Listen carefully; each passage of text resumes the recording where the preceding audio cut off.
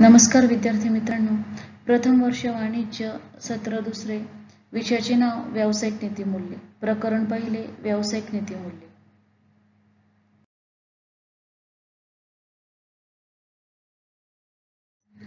विद्यार्थी मित्रांनो, आता आपण व्यावहारिक नीतिमूल्य ही संकल्पना समजावून घेणार आहोत. व्यावसायिक लोक हे आपल्या ज्ञानाचा वापर करून सर्वसामान्य लोकांसाठी सेवांची निर्मिती करत असतात. त्यावेळी व्यावसायिक नीतिमूल्यांचा प्रश्न उपस्थित होत असतो. यात व्यवहारात निर्माण होणाऱ्या नैतिक समस्यांचे निवारण कसे करायचे याबाबत व्यावसायिकांनी स्वीकारलेल्या मापदंडांचा समावेश होत असतो. व्यावसायिकांकडे विशिष्ट परिस्थितीस अनुसरून कोणता निर्णय घ्यावा याबाबतचे कौशल्य असते. डॉक्टरांनी व्यावसायिक पेशा स्वीकारताना घ्यावयाची शपथ हे याबाबतचे एक उदाहरण आपल्याला सांगता येईल. कारण या ठिकाणी व्यावसायिक आपल्या आचरणात नैतिकता दर्शवित असतात. त्यामुळेच व्यावहारिक मूल्यांना नैतिक व्यवसाय आचरण असेही म्हटले जाते. या व्यावहारिक नीतिमूल्यांचे महत्त्व आता आपण बघणार आहोत. त्यात प्रथम उद्देशांची वृत्ती. व्यवसाय आणि व्यवसायाचे कर्मचारी यांच्या कृती आणि वर्तन हे व्यवसायाच्या दृष्टीने नैतिक दृष्टीने जबाबदार मानले जाते. त्यामुळे व्यवसायाच्या उद्देशांची वृत्ती करताना कर्मचारी, ग्राहक व प्रतिस्पर्धी यांच्या हितसंबंधांना बाधा पोहोचणार नाही अशी नैतिक दृष्ट्या कृती ही व्यवसायांची अपेक्षित असते. पुढे आहे की आदर्शाचे मापदंड. व्यवसायातील वरिष्ठ पातळीवरील अधिकारी आणि प्रमुख यांनी अशा प्रकारचे आचरण करणे अभिप्रेत असते की जेणेकरून इतरांना आदर्श प्राप्त होईल. म्हणजेच त्यांनी आपल्या आचरणातून आदर्शाचे मापदंड प्रस्थापित केले पाहिजे. चौथे महत्त्व आपण सांगू शकतो की नीतिमूल्यांची संहिता. व्यावसायिक नीतिमूल्ये ही मानकांचा एक संच असतात की ज्याचा व्यावसायिक समुदायाद्वारे स्वीकार केला जातो. व्यावसायिक नीतिमूल्ये ज्या मानकांद्वारे कार्यान्वित होतात ती मानके म्हणजे नीतिमूल्यांची एक संहिता महत्त्वाची असते. या संहितेत सर्व प्रकारच्या प्रश्नांची उत्तरे मिळतात असे नाही, तर काही प्रश्नांची उत्तरे देणे हे शक्य होत नाही व काही प्रश्नांची उत्तरे यातून आपल्याला मिळताना दिसतात. पुढील महत्त्व आहे की नैतिकतेची संकल्पना. व्यावसायिक नीतिमूल्यात नैतिकतेची संकल्पना महत्त्वाची मानलेली आहे. त्यामुळे व्यवसायाने वृद्धीसाठी रास्त साधने वापरावीत, सर्व ग्राहकांना योग्य व समान वागणूक द्यावी, तसेच विक्री करताना प्रामाणिक स्वरूपाच्या कार्यक्रमांचा अवलंब करावा हे यात सांगण्यात आलेले आहे. विद्यार्थी मित्रांनो, ग्राहकांनी व्यापारी आणि व्यावसायिक वर्गावर सतत विश्वास ठेवावा यासाठी व्यावसायिक नीतिमूल्यांचे पालन करणे हे व्यवसायासाठी तसेच व्यवस्थापनासाठी सुद्धा आवश्यक आहे. ते आता आपण समजून घेणार आहोत. त्यातील पहिला मुद्दा आहे की ग्राहकांचा विश्वास संपादन करणे आणि वाढविणे. पैसे देऊन विकत घेतलेल्या वस्तूची किंमत, उपयुक्तता, दर्जा आणि विश्वसनीयता याबाबत ग्राहकाला सतत विश्वास वाटणे महत्त्वाचे असते. व्यापारी नीतिमूल्यांचे पालन हा असा विश्वास संपादन करण्याचा आणि वाढविण्याचा सर्वात महत्त्वाचा मार्ग इथे सांगण्यात आलेला आहे. दुसरे की व्यापारातील गैरव्यवहार टाळणे आणि ग्राहकांना संरक्षण देणे. मानवी स्वभाव वैशिष्ट्यांमुळे अनेक वेळा गैरप्रकार करून नफा वाढविण्याचा प्रयत्न व्यावसायिकांकडून होत असतो. नीतिमूल्यांचे पालन केल्याने आपोआप अशा गैरप्रकारांना वचक बसत असतो आणि एक प्रकारे ग्राहकांचे संरक्षण होताना आपल्याला दिसते. पुढे आपण सांगू शकतो की ग्राहक हक्कांचे संरक्षण केले जाते. घटनेनुसार सर्व ग्राहकांना काही मूलभूत हक्क प्राप्त झालेले आहे. व्यावसायिक नीतिमूल्यांचे पालन केल्याने हे हक्क अबाधित राहू शकतात. पुढे सांगितलेले आहे की व्यवसायाची प्रतिमा उजळ राखता येते. कष्टाने उभ्या केलेल्या व्यवसायाचे नाव व प्रतिष्ठा चिरकाल राहावी यासाठी व्यावसायिक नीतिमूल्ये ही महत्त्वाची आहे. याचे एक उदाहरण आपल्याला इथे सांगता येईल की भारतातील टाटा समूहाचे नाव आणि प्रतिष्ठा गेली 150 वर्षापासून कायम आहे, कारण की टाटा ग्रुपने नीतिमूल्यांचे पालन हे काटेकोरपणे केलेले आहे. पुढे आपण सांगू शकतो की सर्व संबंधितांचे हित सांभाळणे. व्यवसायामध्ये कर्मचारी, भागधारक, स्पर्धक, व्यापारी, पुरवठादार असे अनेक प्रकारच्या स्टेक होल्डर्सशी संबंधित असतो. व्यावसायिक नीतिमूल्य सांभाळून या सर्वांचे हित जोपासणे ही व्यवसायाची एक जबाबदारी समजली पाहिजे. पुढे आपण सांगू शकतो की सामाजिक जबाबदारीची जाणीव ठेवणे, ग्राहकांना वाजवी किमतीमध्ये म्हणजेच कमीत कमी किमतीमध्ये चांगल्या दर्जाचा माल उपलब्ध करून देणे म्हणजे एक प्रकारची समाजसेवा व्यवसाय करत असतो आणि हे व्यावसायिकाने लक्षात ठेवणे हे गरजेचे आहे आणि त्यासाठी त्याने नीतिमूल्यांची कदर केली पाहिजे. आणि शेवटचे आपण सांगू शकतो की समाजाशी व इतर व्यावसायिकांशी चांगले संबंध व्यवसायाने ठेवला पाहिजे. व्यवसायाला सतत समाजाकडून समर्थन मिळाले तर तो विकास करू शकतो. व्यावसायिक नीतिमत्ता जोपासली तर इतर व्यावसायिकांशी व संबंधितांशी चांगले नाते व्यवसायाला प्रस्थापित करता येतात. विद्यार्थी मित्रांनो, नीतिमूल्यविषयक महात्मा गांधीजींचा दृष्टिकोन आता आपण अभ्यासणार आहोत. नैतिकता हाच गांधी प्रणित आर्थिक विचारांचा कणा आहे. जे अर्थशास्त्र नैतिकतेकडे दुर्लक्ष करते ते चांगले अर्थशास्त्र असू शकत नाही असे गांधीजी मानत होते. गांधीजी आर्थिक सत्तेच्या केंद्रीकरणाचे कठोर विरोधक होते. यातूनच दक्षिण आफ्रिकेतील आपल्या वास्तव्यात गांधीजींनी विश्वस्ताची संकल्पना मांडली.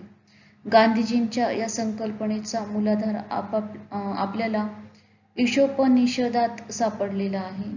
समाजातील संपत्तीमान भांडवलदार वर्गाने आपल्याकडे असलेल्या अमाप संपत्तीचे मालक न समजता त्या व्यतिरिक्त संपत्तीचे मालमत्तेचे पालक समजावे हीच गांधीजी यांची विश्वस्ताची संकल्पना आपल्याला सांगता येईल. आपल्याकडे असलेली अतिरिक्त संपत्ती ही आपले उपभोग साधन नसून समाजातील हीनदीत पददलितांच्या उत्थानासाठी आपल्याकडे विश्वासाने ठेवलेले ते धन आहे. त्यामुळे त्याचा उपयोग स्वतःसाठी नसून तो समाजासाठी आहे याचे भान असणे हा विश्वस्ताचा आशय आपल्याला तिथे सांगता येईल. गरजा अमर्यादित असता हा अर्थशास्त्रातील सिद्धांत गांधीजींना अमान्य आहे. त्यांच्या मते गरजा या माणसाने ठरवायच्या असतात.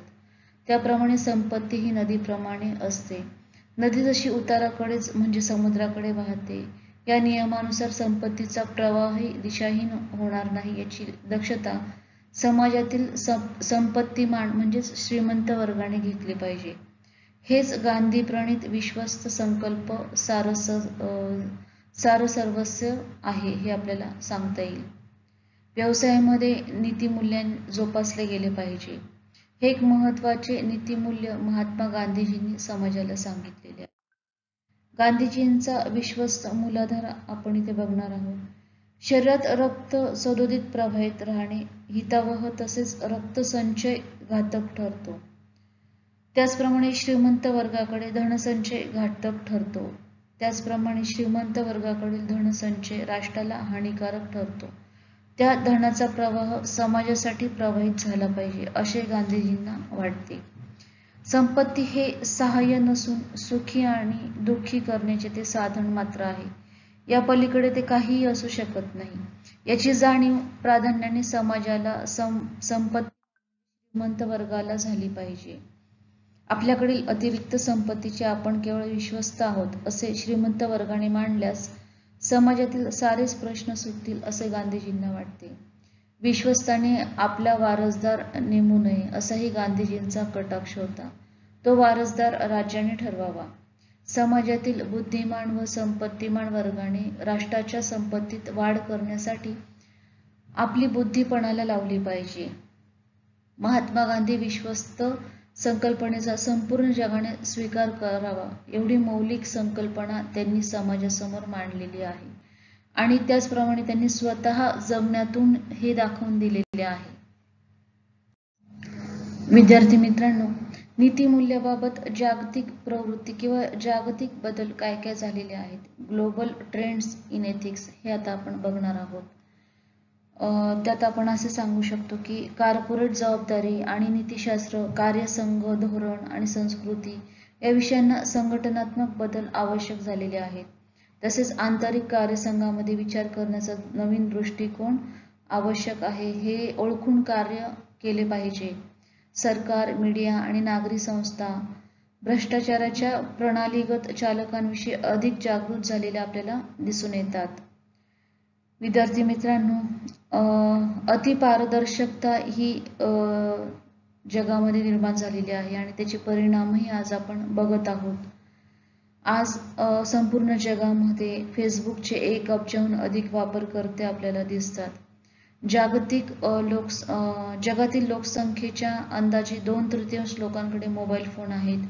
1/3 लोकांकडे इंटरनेट आहे आणि आजच्या घडीला आपण जर बघितले तर बरेच अशी उपकरणे, व्यवसाय व विविध क्षेत्र हे वेबशी कनेक्टेड झालेले आहे. आपले शिक्षण क्षेत्रही हे ऑनलाईन पद्धतीने सध्या चालू आहे आणि म्हणून सार्वजनिक वादविवाद कमी टॉप डाऊन आणि अधिक विखुरलेला झालेला आहे. तसेच कंपन्या आणि सरकार या दोघांनाही हे मान्य करावे लागेल की त्यांची प्रतीक्षा नियंत्रण करण्याची क्षमता खूपच कमी झालेली आहे.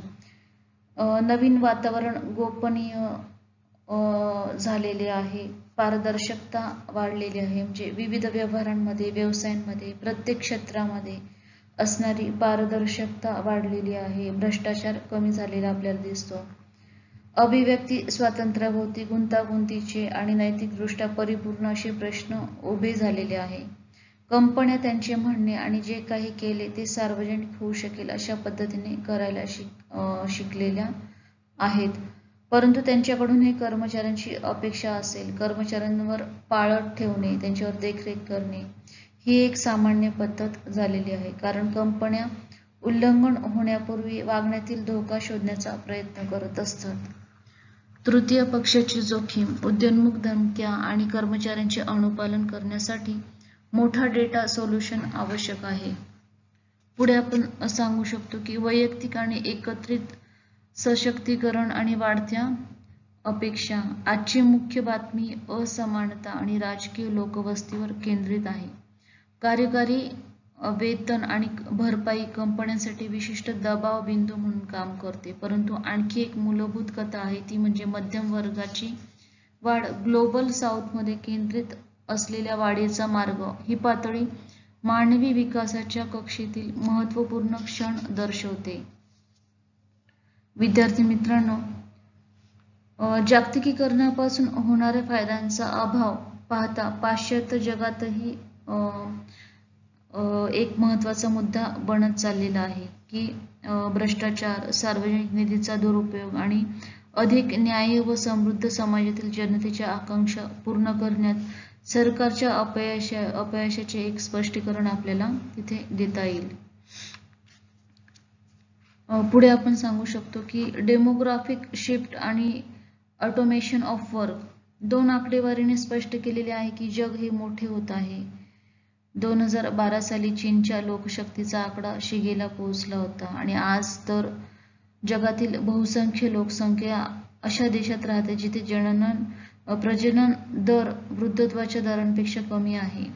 या वृद्धत्वाच्या प्रक्रियेमुळे व्यापक सामाजिक आणि आर्थिक परिणाम उद्भवू शकतात, ज्यात व्यवसायासाठी उपलब्ध कामगारांची संख्या आणि वृद्ध जनतेशी संबंधित असलेल्या सेवांची गरज आणि मागणी वाढविणे यांचा इथे समावेश करता येईल. स्वयंचलनामुळे कामगारांच्या आवश्यकतेत अपेक्षेने घट झालेली आपल्याला दिसून येते. विविध उद्योगांमधील कंपन्या ऑपरेशनल कार्यक्षमता सुधारण्यासाठी तंत्रज्ञान स्वीकारत आहेत, नैसर्गिक संसाधनांचे संवर्धन करतात, नवीन बाजारपेठेमध्ये पोहोचू शकतील आणि नाविन्यास समर्थन देतील. ही शक्ती जरी त्या आर्थिक संधींचे शक्तिशाली चालक व कल्याणकारी सुधारक असू शकतात, परंतु त्यात बरेचसे धोकेही आहेत. विशेष म्हणजे मोठ्या संख्येने नोकरीवरून कर्मचाऱ्यांना काढून टाकणे, अनेक तंत्रज्ञानाचा प्रगत अर्थव्यवस्थांमध्ये कामगारांची GDP मधील घट दर्शवत आहे, संघटनात्मक बेरोजगारी आणि अनेक देशांमधील वाढती आर्थिक असमानता दिसून येत आहे. असे सूचित केले आहे की कामगार बाजाराचे रूपांतर आधीच चालू झालेले आहे आणि यात तंत्रज्ञानाचा मुख्य हातभार झालेला आपल्याला दिसून येतो. बऱ्याच रोजगारांचा नाशही तिथे झालेला आपल्याला दिसून येतो. अशा प्रकारे बरेच जागतिक बदल होताना दिसतात आणि भविष्यातही होऊ शकतात. विद्यार्थी मित्रांनो, अशा प्रकारे आपण पहिल्या प्रकरणाचा इथे अभ्यास केलेला आहे. धन्यवाद.